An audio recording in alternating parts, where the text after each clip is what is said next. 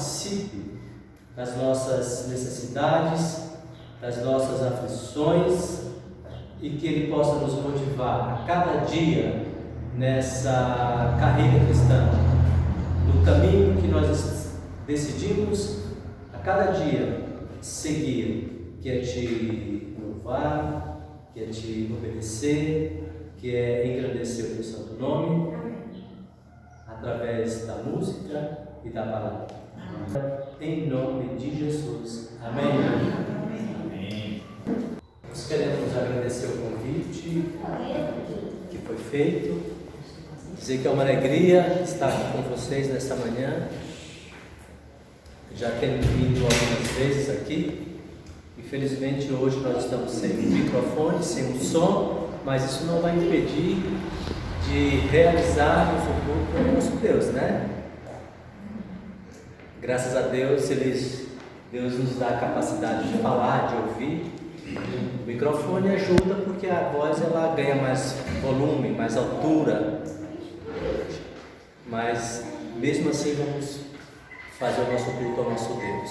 Nós temos um canal e alguns sermões que nós gravamos a gente coloca lá no canal. Quem quiser depois acompanhar esse sermão e outros, a gente tem lá, tá?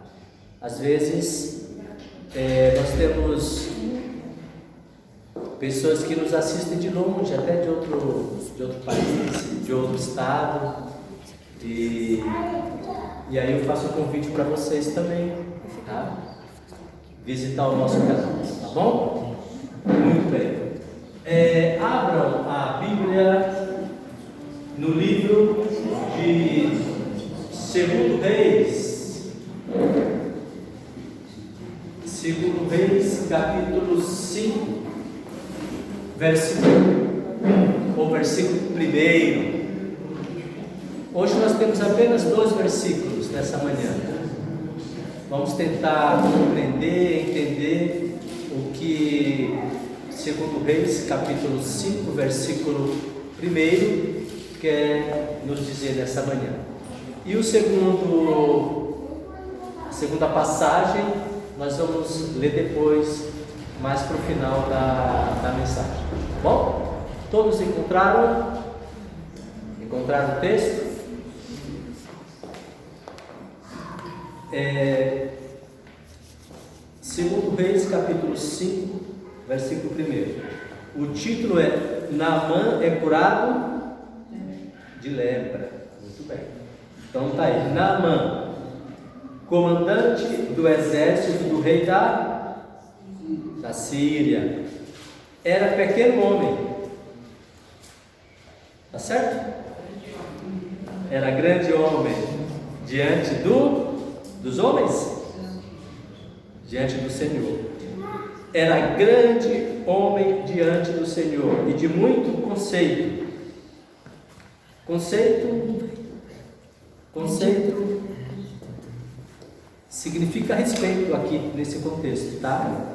Então nós podemos dizer: era grande homem diante do Senhor e de muito conceito, ou de muito respeito, porque por ele o Senhor dera vitória a Israel. O que diz aí a sua Bíblia?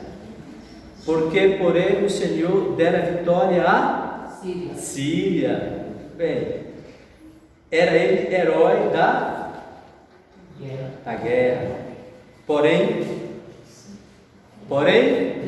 leproso. Como nós estamos sem microfone, é bom todo mundo participar para dar o volume de som aqui na igreja, tá bom? Muito bem. Aqui nesse versículo nós temos 4 informações. Mas antes eu quero contar uma experiência para vocês. Posso? Posso contar? Eu acho que alguns sabem que eu sou formado em teologia, né? Acho que alguns sabem. E nós estávamos no 3º ano da faculdade de teologia. 3º ano. Na minha época, hoje eu não sei, porque mudou tudo, né? A educação também mudou, os sistemas pedagógicos também mudaram, mas na minha época, no terceiro ano, quando nós estávamos no segundo semestre, ali começando agosto, setembro, os alunos do terceiro ano de teologia iam para uma determinada região, ou estado, ou cidade, desenvolver um estágio. E esse estágio chamava conferências. Então ia o professor de evangelismo lá da faculdade, ajuntava mais um conferencista ou evangelista daquele estado, e nós íamos para uma cidade. No meu caso, no meu ano, nós fomos para Ji-Paraná, Rondônia, e ali nós ficamos 3 meses. Naquela época, o evangelismo era assim: ficávamos 3 meses numa cidade, todos os dias ou todas as noites era feita as reuniões. E os alunos de teologia do terceiro ano, eles eram responsáveis para convidar as pessoas. Era dividido em região ou em bairro, e aquela dupla de estudantes de teologia ia para um determinado bairro, e ali a gente convidava as pessoas, oferecia estudo bíblico e convidava à noite para estar lá na conferência. E o meu estágio foi feito com o professor, agora ele não está mais vivo, ele faleceu, professor Luiz Nunes. Ele era o professor de evangelista e era o evangelista, e nós fizemos o nosso estágio com ele, lá em Rondônia, na cidade de Ji-Paraná. E certo dia eu estava no meu campo, visitando ali as ruas que eu estava responsável, e eu bati numa casa. Eu não cheguei a bater numa casa, porque a casa ela estava mais no fundo, como se o quintal fosse na frente da casa.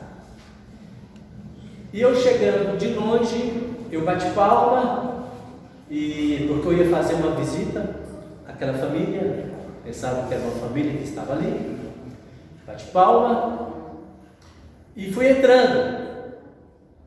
De longe eu ouvi uma voz de um homem, e ele me dizia, ele me gritava, na verdade, ele gritava assim: não entre mais, pare aí, fique aonde você está. Ele lá de dentro da casa dizendo para mim, que eu estava na porta. Fui fazer uma visita a ele, primeiro contato que eu estava tendo naquela casa.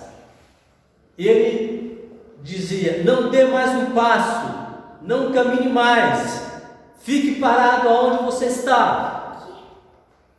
E eu fiquei parado, fiquei ali parado, fiquei esperando o que iria acontecer. E ele disse: você não pode vir mais. Eu falei: por quê? Tem cachorro? Geralmente tem cachorro, né? Um cachorro bravo, né? Não, nós não temos cachorro, eu não tenho cachorro, mas você não pode vir mais, porque eu estou doente. Não, mas não é um empecilho, uma doença, né? Aí ele me disse: eu sou leproso, então você não pode se aproximar. E eu comecei a conversar com ele dali onde eu estava. E a sua família? Comecei a fazer algumas perguntas. Não, eu moro só, não tenho família, não tenho filhos, não tenho esposa, moro sozinho aqui e tal. E aí eu fui explicar o que eu estava fazendo ali. Eu falei: olha, eu sou estudante de teologia, estamos fazendo um estágio, está dando uma grande conferência, né, fazendo a apresentação do trabalho, e eu vim fazer um convite para o senhor. Ele disse: olha, infelizmente eu não posso ir, porque eu não posso sair daqui. Aí eu falei: tudo bem, eu vou, mas eu voltarei um outro dia, um outro momento, para ver como o senhor está. E ali nós voltamos, né? Voltamos para casa que a gente ficava, e eu conversei com o nosso professor, o evangelista Luiz Nunes. Falei: olha, professor, hoje eu bati numa casa e contei para ele a história, e ele também ficou preocupado. Aí ele falou assim: olha, vamos fazer o seguinte, vamos lá na Secretaria de Saúde do município de Ji-Paraná, Rondônia, vamos lá e vamos conversar com o departamento. O professor dizendo isso para mim. Aí assim fomos. No dia seguinte fomos lá e conversamos na secretaria e a secretaria falou assim: olha, não, esse senhor a gente acompanha, nós sabemos que ele tem esse problema e a gente sempre vai lá frequentemente, ele está tomando medicamentos e ele está sendo acompanhado, né, pelo departamento médico aqui de Rondônia, aqui de Ji-Paraná. Muito bem, aí nós voltamos novamente no outro dia, no outro momento, e conversamos com ele, e ele falou assim: olha, eu não posso ir à reunião. Eu falei: não, nós vamos criar uma maneira de dar o estudo bíblico para o senhor daqui mesmo, não tem outra maneira. E eu sei que a gente ficava assim uns 10 metros, ele ficava na porta, tinha um pé de, acho que era de manga, e ele ficava ali sentado, e eu comecei a dar o estudo bíblico para aquele homem, assim uns 10 metros de distância, uns 15 metros. E fizemos com que uma Bíblia chegasse até a ele. Essa Bíblia chegou e a gente tinha as lições, e cada dia eu passava ali e trabalhava com ele um tema. Ele infelizmente não podia ir à conferência, assistir durante as noites, né? E nós tivemos uma experiência muito bacana ali, muito legal, porque aquele homem no final ele aceitou o estudo, ele recebeu todas as lições, fizemos de tudo para que ele recebesse o estudo bíblico, e ele recebeu. No término da conferência, aquele homem pediu batismo. Amém. E aí? Como batizar um homem numa situação daquela? Mas ele foi batizado. Aleluia. O pastor Luiz Nunes, hoje ele não existe mais, ele já faleceu, o pastor evangelista, mas o pastor Luiz Nunes, um homem muito corajoso, ele se preparou e batizou aquele homem. Um homem leproso. E aqui nós estamos lendo esse versículo que também trata de um homem leproso. O nome dele era Naamã. Muito bem, está aqui, Naamã. E eu disse que nesse versículo nós conseguimos tirar aqui ou extrair 4 itens ou 4 tópicos. O primeiro deles, o contexto histórico. Em que ano aconteceu isso aqui? E eu trouxe para vocês essa data: 894 antes de Cristo. Ou seja, vamos arredondar aí, 1000 anos antes de Cristo, ou por volta de 1000 anos antes de Cristo. Então, esse contexto histórico aqui de 2 Reis, que trata de Naamã, que nós acabamos de ler, foi escrito ou aconteceu por volta de 894 antes de Cristo. Tá? Essa é a primeira informação que esse versículo traz. A segunda informação diz assim: era comandante. Então não era qualquer homem ali, era um homem que tinha uma função importante, porque naquela época os países viviam muito de guerra, e ele era o comandante. Eu imagino que esse homem, ele era rico, ele era poderoso, porque aqui fala que ele tinha muito conceito. ou seja, ele tinha muito respeito.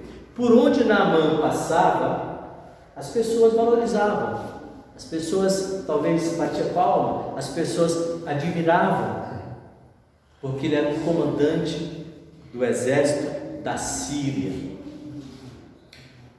A Síria ficava ali próximo de Israel, tá? Era um outro país, era uma outra nação. E o governo de Israel e o governo da Síria sempre estavam em guerra. Eles não eram um povo amigável. Quando a gente olha a história do povo de Israel, a gente vai ver sempre que Síria está ali confrontando ou buscando uma confusão, ou buscando uma briga, uma luta com o povo de Israel. Era comum naquela época. Só para ampliar um pouco mais essa informação, a Síria seria hoje mais ou menos ali, Iraque, tá? Aquela região ali dos muçulmanos, dos árabes, ficava próximo do povo de Israel. E Naamã era comandante do exército da Síria, desse país, um homem muito importante. Então essa é a segunda informação. Agora vem uma terceira informação, porque assim, eu fico pensando nessa terceira informação que traz o versículo, que diz que ele era grande homem diante do Senhor, mas ele não era de Israel, ele era da Síria, um povo inimigo de Israel. E aqui diz que Deus olhava para esse homem. Esse homem, ele era grande diante do Senhor. Que Senhor é esse aqui? E a Bíblia fala, ele era grande diante do Senhor. Que Senhor era esse? O Senhor de Israel, o Deus de Israel. Então nessa terceira informação, eu tiro uma aplicação muito grande para nós. Qual? Deus não faz acepção de pessoas. Às vezes nós estamos aqui na igreja, nós somos cristãos e achamos que Deus olha só para nós.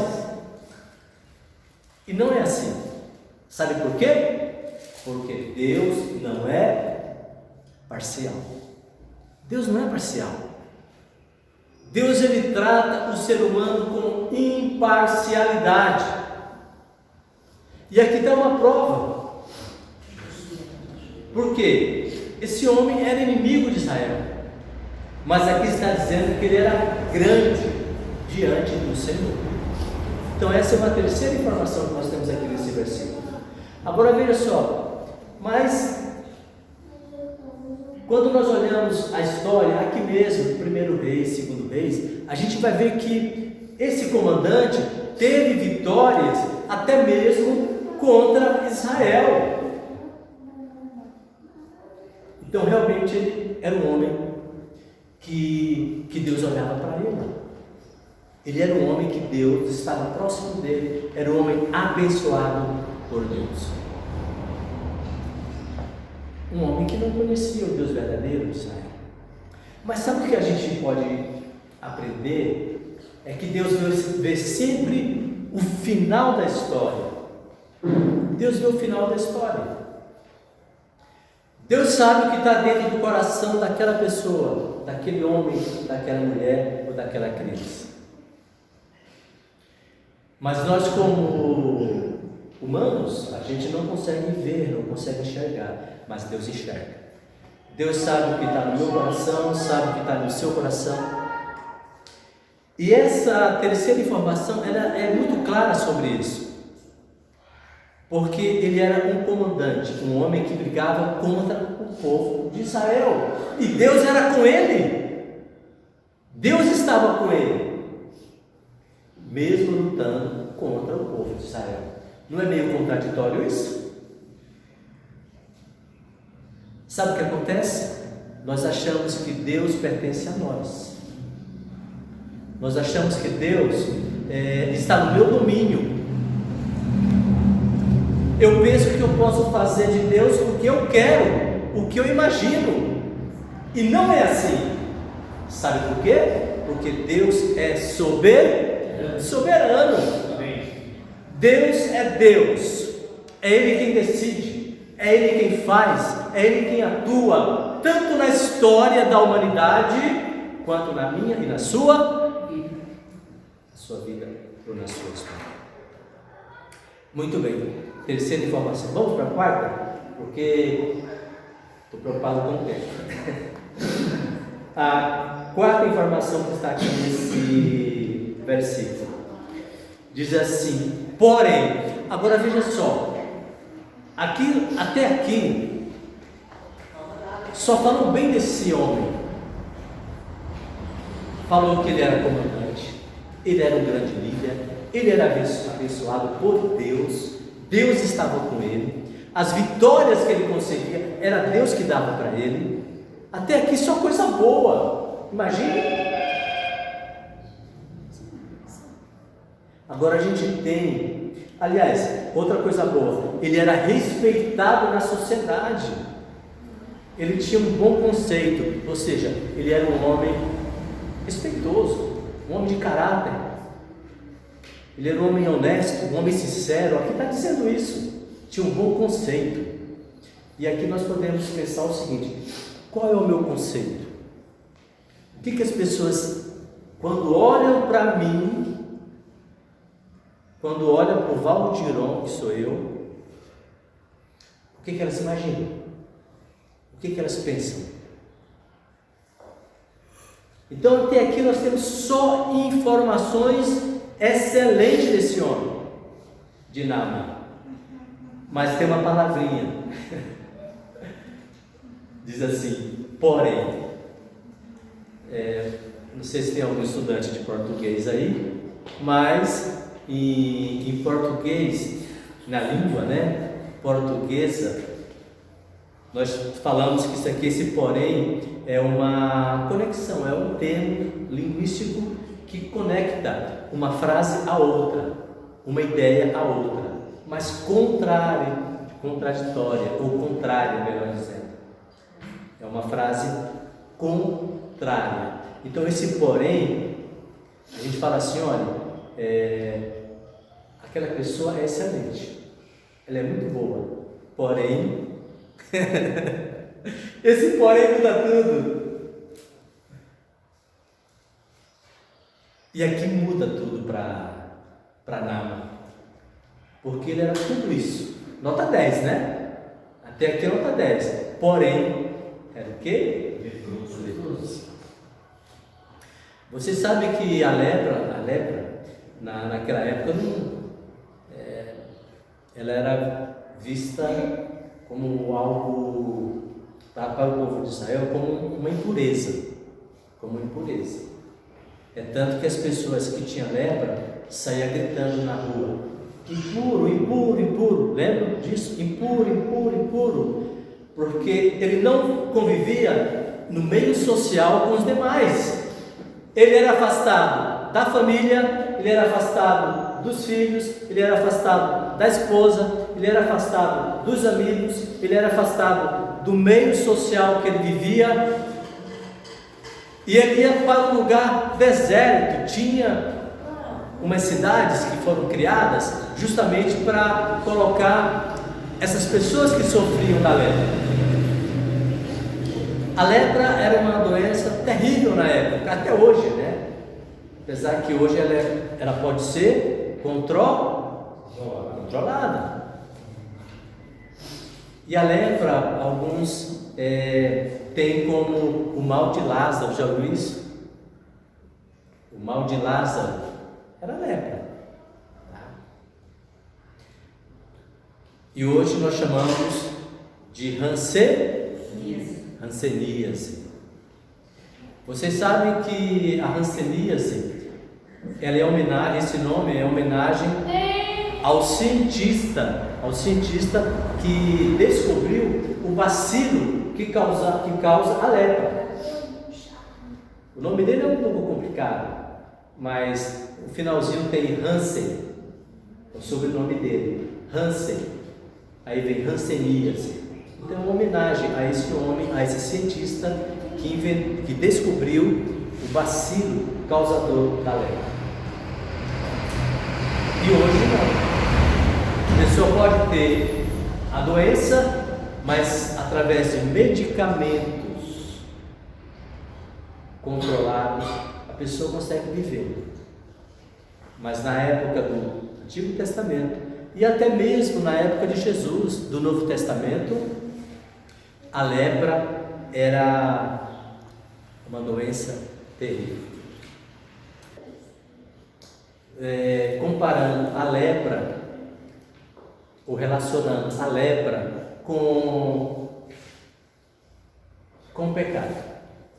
Porque vocês sabem que a lepra, na Bíblia, ela representa o pecado. Ela representa a impureza, tá? Então, e é por isso que os judeus, eles eram muito exigentes com o leproso. Sofria de preconceito, discriminação. E a pessoa que tinha lepra, que sofria da lepra, ela carregava consigo, além da doença, ela carregava consigo a tristeza, a frustração, a decepção, a discriminação, o abandono. Então tudo isso uma pessoa carregava consigo. O leproso carregava consigo. E aqui a gente pode agora fazer um paralelo da seguinte maneira: quais são os contatos, quais são as causas da lepra? Como uma pessoa naquela época, ou até hoje, porque o vírus, o bacilo está aí na sociedade. Então, quais são as causas da lepra? Aí eu coloquei algumas aqui. A primeira delas, contato direto com leprosos. Então, primeiro contato. Você adquire a lepra se você tem contato com o leproso. Ou seja, passa de um para o outro. Tá? Segundo, frequentar um ambiente onde tem pessoas com a doença. Se você frequenta um lugar que tem alguém com a lepra, você pode pegar a lepra. Ok? E através também da refeição. Se você está se alimentando num lugar, comendo num lugar que tem alguém com a lepra, você também pode pegar essa lepra. Mas se a lepra representa a impureza e o pecado, agora vamos fazer um paralelo espiritual. Veja só. Como eu me contamino com o pecado? Se a lepra é o pecado, como eu me contamino com o pecado? Aqui já está a resposta. No contato direto com a pessoa que está contaminada pelo pecado. Então, como que eu adquiro o pecado? Pelo contato. O segundo, se eu frequento um ambiente aonde tem o pecado. A lepra representa tão bem a questão do pecado, que quando a gente começa a analisar, a gente vê essa relação. Perfeito. Então, se eu frequento um ambiente, um lugar que ali tem o pecado, eu vou o quê? Me contaminar com o pecado. Se eu estou num lugar que as pessoas se alimentam, comem, não no aspecto da comida, mas na questão do vício, da droga, da pornografia, de outras coisas, através daquele alimento que eu estou me alimentando, eu vou o quê? Me contaminar.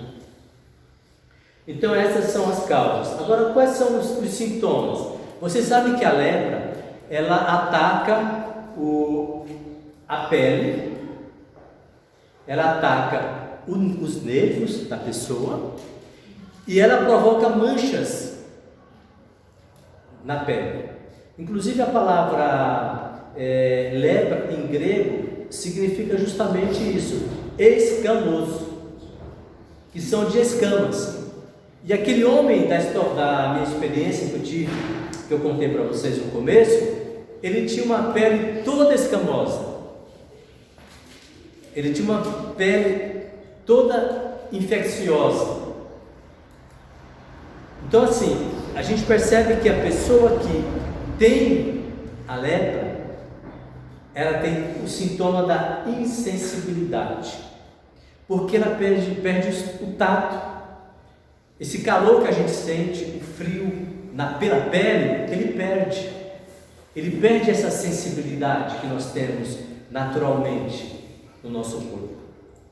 Então veja só, se o sintoma é insensibilidade, o sintoma do pecado nos torna insensível ao quê? A palavra nos torna insensível ao ouvir a voz de Deus, nos torna insensível a ouvir um conselho de um líder da igreja, do pai, da mãe, do pastor, porque nós estamos insensíveis à voz do Espírito Santo. Então a lepra, que representa a impureza e o pecado, nos torna insensível a ouvir a voz de Deus, a voz do Espírito Santo. Vocês devem ter várias experiências aí, não vou nem mencionar nesse sentido, né? Outro sintoma, as manchas. O que o pecado faz conosco? Nos deixa limpinho, branquinhos. O que o pecado faz? Ele mancha nossa vida. E quantas vidas de pessoas que nós conhecemos que foram manchados pelo pecado?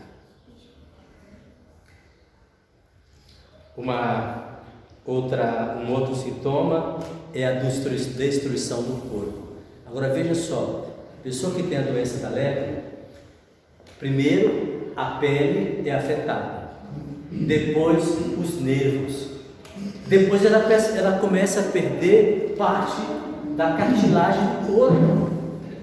Muitos perdem os dedos, muitos perdem a cartilagem da orelha, do nariz. A doença, ela vai destruindo o corpo do ser humano. O que o pecado faz conosco? O que o pecado faz conosco? Destrói a nossa vida. Tanto a nossa vida social, quanto a nossa vida espiritual. Ele vai destruindo. Ele começa com uma pequena mancha na pele, e aquilo vai se aprofundando, aí vai afetando os nervos, depois começa a destruir o seu corpo, ou o nosso corpo. Muito bem, quais são as consequências então? O que Naamã temia? O que Naamã temia? As consequências da doença. Eu tenho certeza, um homem rico, famoso, importante daquela época, ele já tinha buscado várias maneiras de se tratar.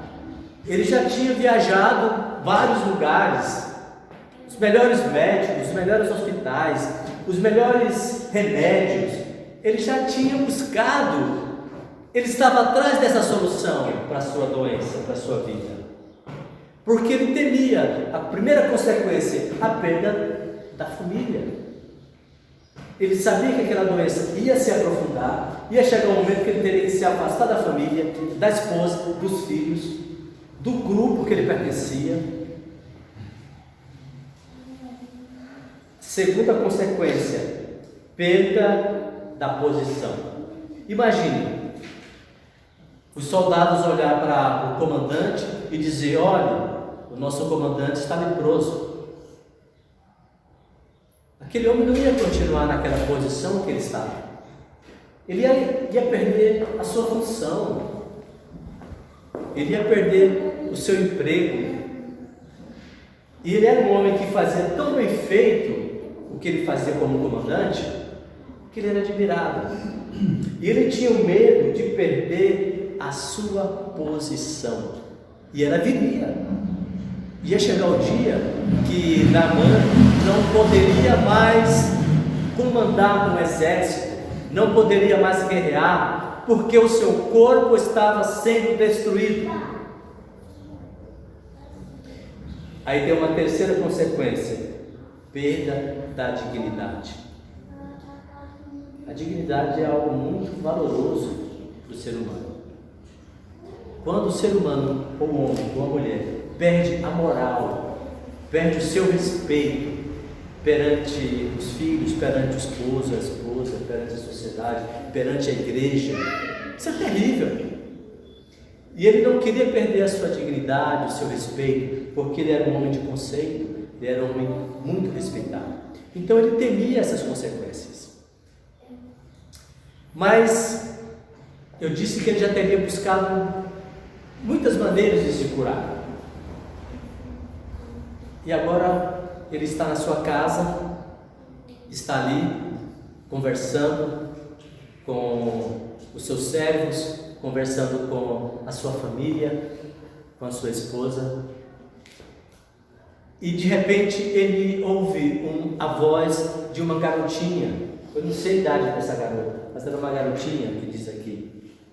E ele ouve a voz dessa garota e fala assim: ah, se o meu senhor, ele, comandante, Naamã, estivesse em Israel, estivesse lá na minha terra, se o comandante Naamã encontrasse o profeta Eliseu, eu tenho certeza que ele seria curado. Isso, uma menina pequena ali conversando dentro da casa. E Naamã escuta isso, ele ouve. Sabe que às vezes nós não queremos escutar a fala ou a voz de uma criança. É um erro.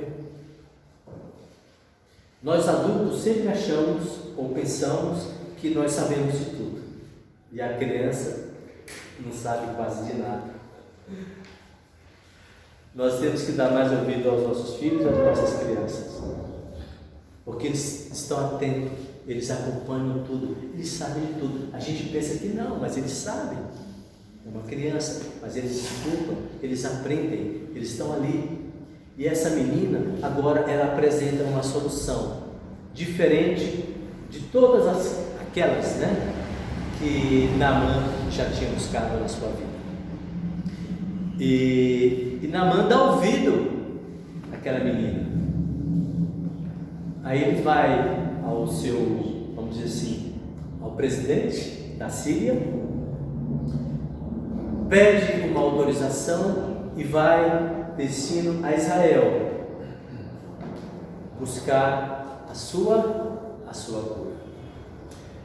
Sabe que muitos de nós estamos enfermos, estamos doentes espiritualmente, mas às vezes nós não ouvimos uma voz de alguém que está dizendo para mim ou para você sobre o caminho que eu devo seguir.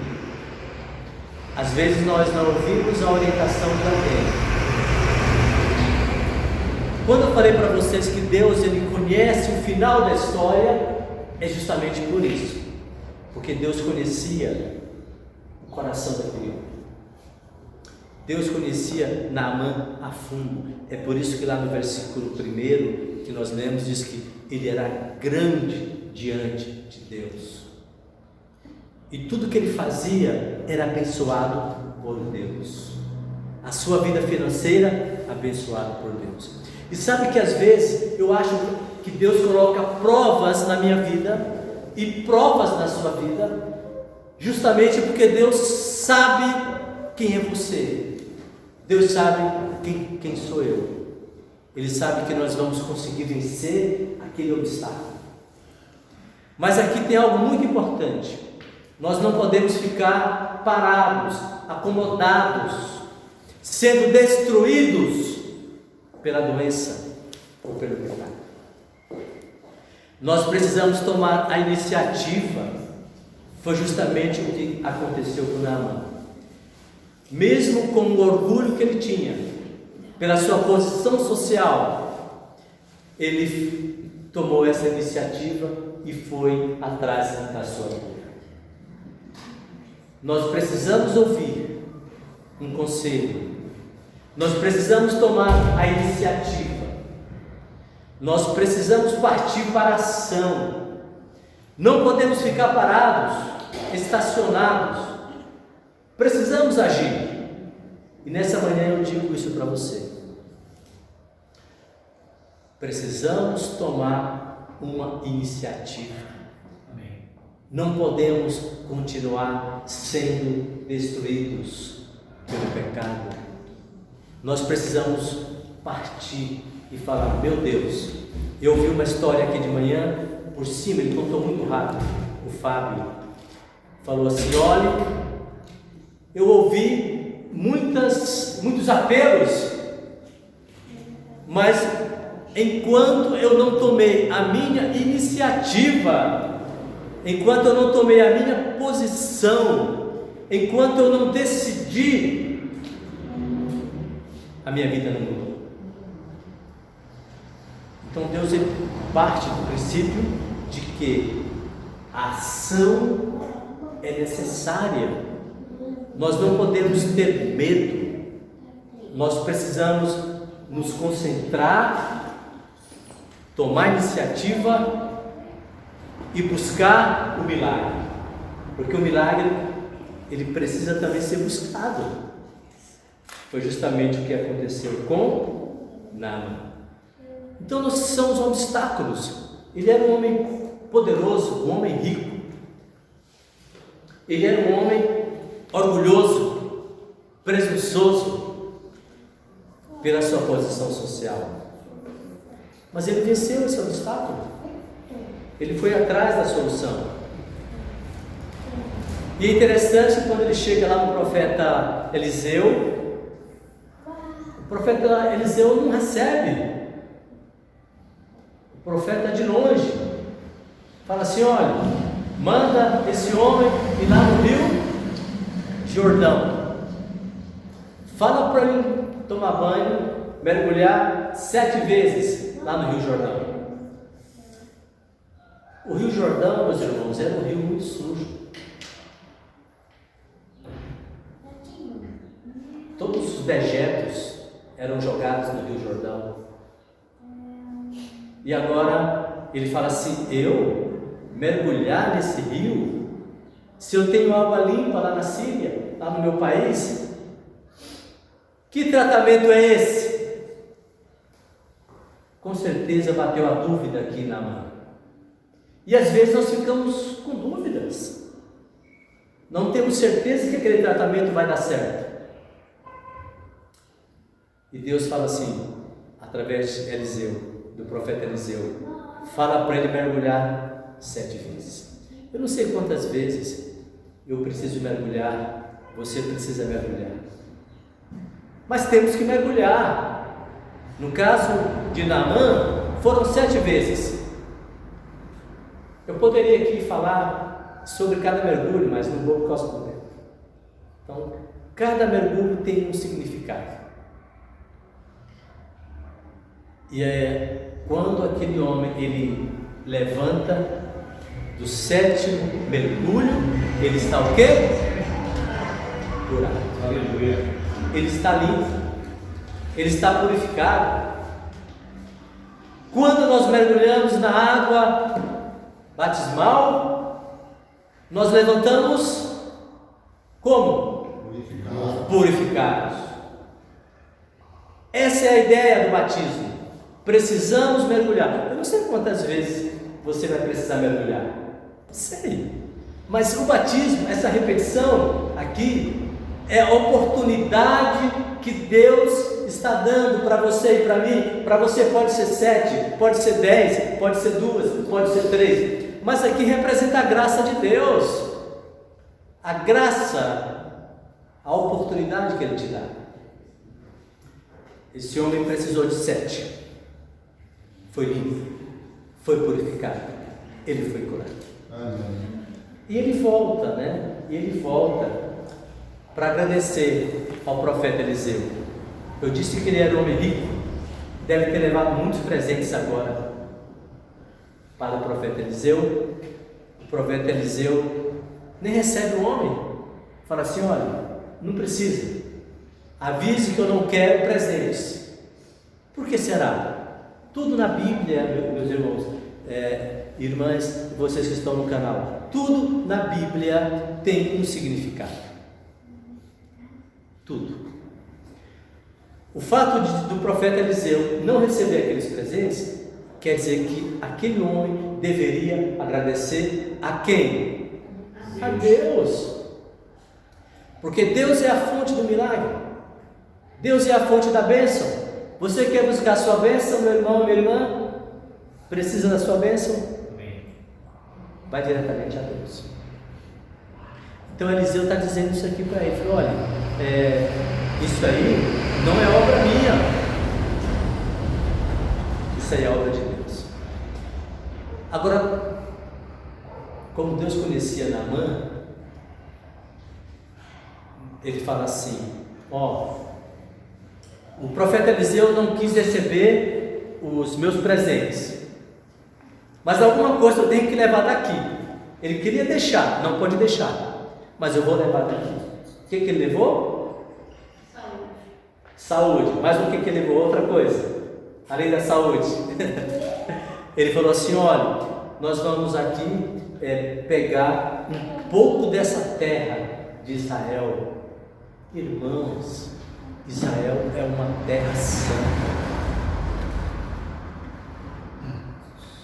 E o profeta e Naamã fala assim: nós vamos pegar um pouco dessa terra, vou levar para o meu país, e com essa terra eu vou colocar no meu quintal. Vou fazer um quadradinho, sabe aqueles quadradinhos que você faz de piscina de areia para criança? Eu vou fazer aqui um quadrado, vou colocar essa terra, e em cima dessa terra eu vou orar, eu vou agradecer, eu vou prestar culto ao meu Deus, porque era o Deus de Israel, agora passou a ser Deus dele.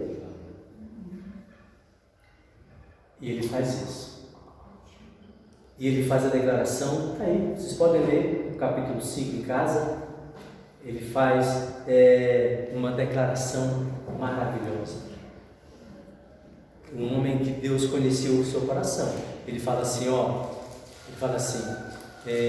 a partir de hoje, o meu Deus é o Deus de Israel.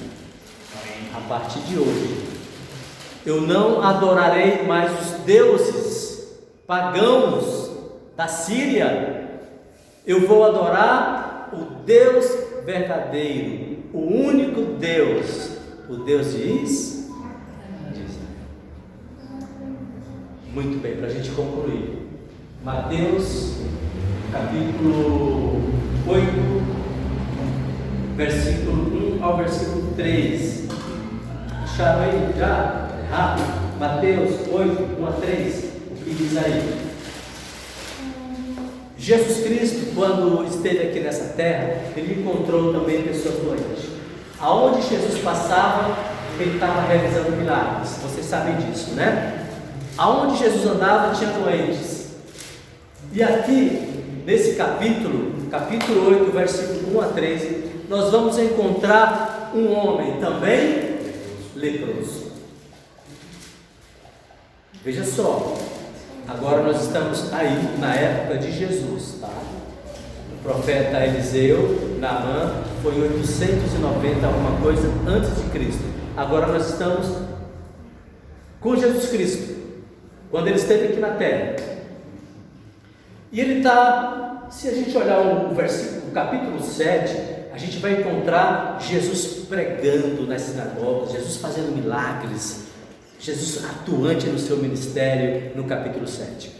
Quando chega o capítulo 8, ele está entrando ou saindo da sinagoga, ele encontra um homem e esse homem começa a gritar, né? Pedindo a cura para Jesus. Era um homem leproso. E eu não sei se eu encontrasse um leproso na minha frente, assim, pertinho de mim, o que eu faria, né? Naquela época, estou dizendo, né? Não hoje, naquela época. Jesus, ele enfrentou todos os tipos de doença. Jesus, ele não tinha medo. E esse homem, ele gritava, impuro, impuro, impuro. Mas ele falou, Senhor, se tu queres, você pode me limpar, pode me curar. E Jesus fala assim para ele, se queres, será. Imediatamente, aquele leproso, após o contato de Jesus, ele ficou limpo, ele ficou purificado. Sabe, irmãos, para a gente concluir,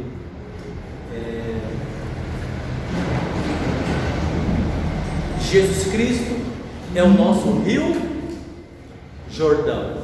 Isso é muito importante você aprender. Se você sair daqui dessa manhã com esse aprendizado de que Jesus Cristo é o nosso Rio Jordão, é onde nós podemos mergulhar em Jesus Cristo, é onde nós podemos ter esse contato íntimo com Jesus. Ele é capaz de purificar a mim e a você, Ele é capaz de limpar a mim e a você. Nós somos leprosos espiritualmente falando, e precisamos dessa cura. Tomemos a iniciativa, assim como esse homem teve. Vamos orar? Querido Pai, muito obrigado, Senhor, por essa mensagem. Que nós possamos, Senhor, ser limpo, querer ser limpo, querer ser purificado pela Tua presença e pela água viva que é Jesus Cristo. Seja o Rio Jordão de nossas vidas, em nome de Jesus. Amém. Amém.